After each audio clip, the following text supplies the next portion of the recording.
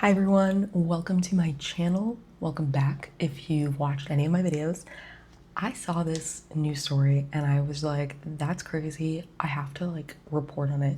So that is what I'm doing here today. It's a pretty crazy story and you never know if you're hiding thousands of dollars on your bookshelf.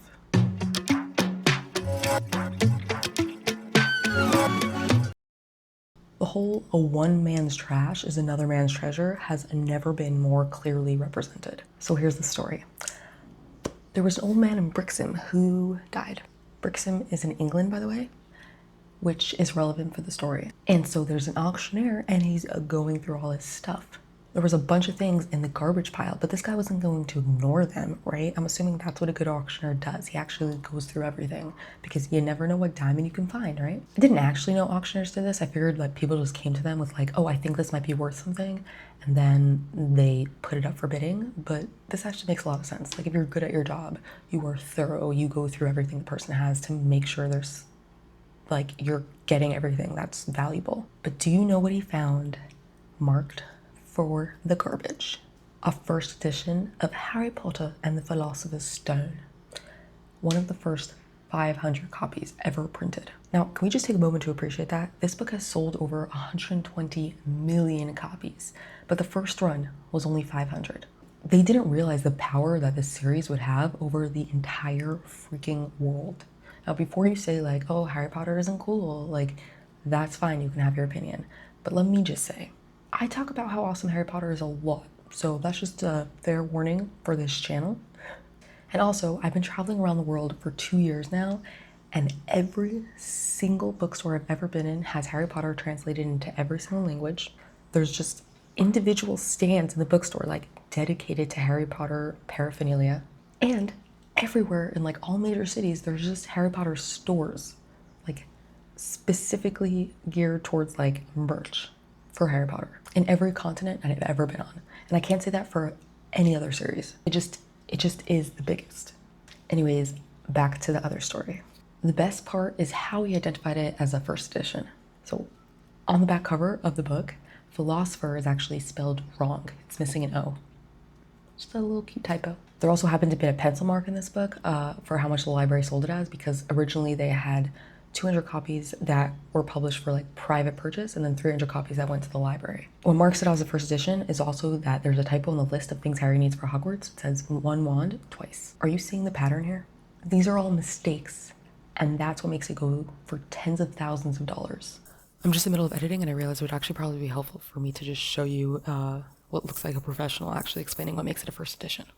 Is your copy of Harry Potter and the Philosopher's Stone worth $100,000? Here's 4 ways to tell. Number 1. This is J.K. Rowling's first book and the first in the Harry Potter series. Because she was a completely unknown author, they only issued 500 copies of this first edition. Number 2. Out of the initial print run of 500 copies, 300 were sent to libraries and 200 to bookstores. This is from a bookstore.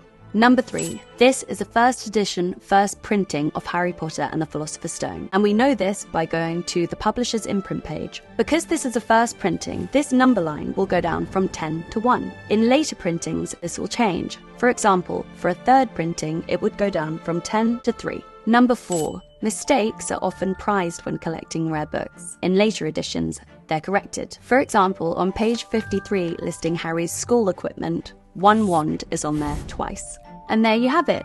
4 reasons why this book is worth $100,000.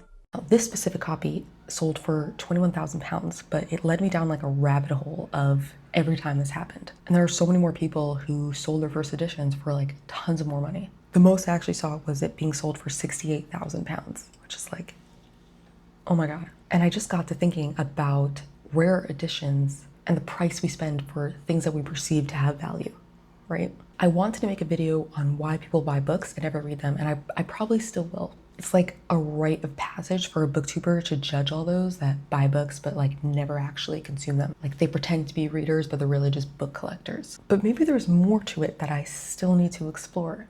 The idea of book collecting, first editions, what makes them so special? What makes them so freaking coveted that people would spend tens of thousands of dollars?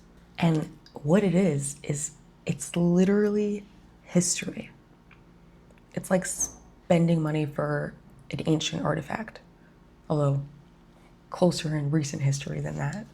It's the first time a beloved book was sent into the world all brand new, shiny, like a new pair of sneakers.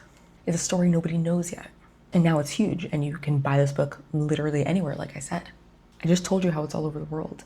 You could buy illustrated copies, you could buy hardcovers, you could buy paperbacks, you could read it on your Kindle. The books are everywhere, but there will never be another first. Back when nobody knew how successful it would be, they gave it a 500 copy chance of success. And then it turned into Harry freaking Potter. It's collecting something so pure and real and fresh, even if it's actually so old. That's what it is.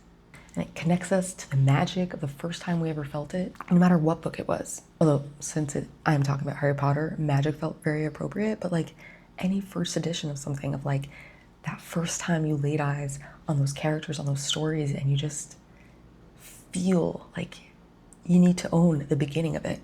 And now I decided that I need to start saving up serious money because I want to own a first edition of Harry Potter and the Philosopher's Stone, and I'm going to frame it. I'm going to let people look at it, but nobody's going to be allowed to touch it or read it, and I will just monologue the importance to them of first editions. So now your job is to like and subscribe so I can grow this channel and get more money so I can afford this book. Sounds like a fair trade? Yeah, I thought so. The end.